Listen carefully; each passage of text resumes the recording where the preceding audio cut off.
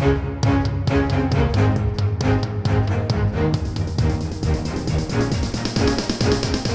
is the Washington Times front page for Monday, January 24th, 2022. Thanks for starting your week with us. I'm George Gerbo. Russia plans to force out Ukraine's political leaders and install a new regime, British officials said over the weekend, as the West desperately tries to stave off war in Eastern Europe. Ben Wolfgang reports the accusations from the United Kingdom's Foreign Office underscore Russian President Vladimir Putin's many options and his initiative in determining how the crisis plays out. Some 127,000 Russian troops massed near Ukraine could launch a full-scale invasion and takeover, take more limited border action, or serve to support intelligence operations short of war to destabilize Ukraine. Such a strategy would be less evident than direct military action and would likely be much more difficult to stop.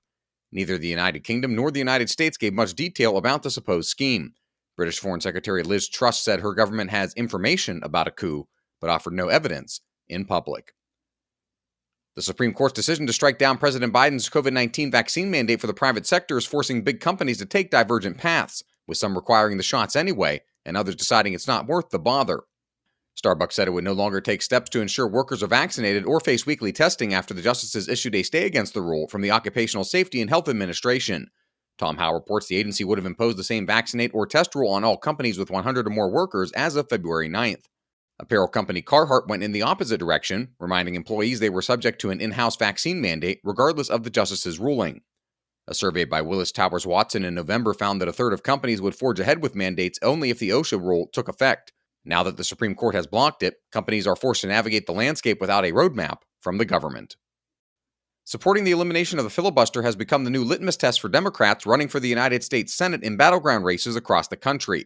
Seth MacLaughlin reports Democrats in Senate primary races in Florida, Wisconsin, North Carolina, Ohio, and Pennsylvania have pledged to change the filibuster or eliminate it. They're also denigrating Democratic Senators Kyrsten Sinema of Arizona and Joe Manchin of West Virginia for refusing to go along with a plan to scrap the filibuster to pass voting rights legislation.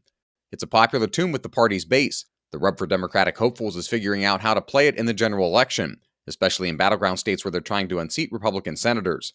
A Politico Morning Consult poll released this month found registered voters support keeping the filibuster 42% to 30%, while 28% didn't have an opinion.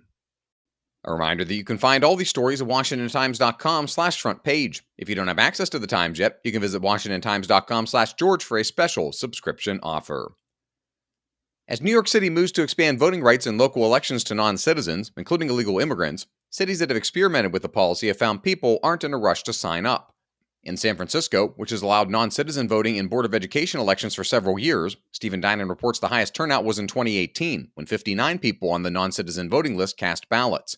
That was a tiny fraction of the nearly 373,000 voters who turned out. A year later, just 2 people on the non-citizen roll cast ballots. New York City's policy, which became law early this year and takes effect in 2023, applies to legal permanent residents and to illegal immigrants who have been granted work permits by the Department of Homeland Security. Federal law is supposed to prohibit non-citizens from registering and casting ballots in federal elections, but state and local governments have no national restrictions within the confines of their own contests. Some states have proactively barred non-citizen voting, but others have taken permissive approaches. And finally, 4-time Italian Prime Minister Silvio Berlusconi bowed out over the weekend from a long-shot race to be Italy's next president. Berlusconi insisted he had a path to victory, but said he was quitting the race in the name of national unity. More than 1,000 grand electors, including lawmakers and select regional delegates, will choose the president by secret ballot starting Monday. Several rounds of voting are expected before the electors choose a successor to Italian President Sergio Mattarella, whose term ends on February 3rd. Find all today's front page stories at WashingtonTimes.com/front page or on the Washington Times app, and find us on your favorite podcast platforms just by searching Washington Times in any major podcast app. You can also find us on Twitter and Instagram at WashTimes for breaking news, sports, commentary, and more. For the Washington Times, I'm George Gerbo.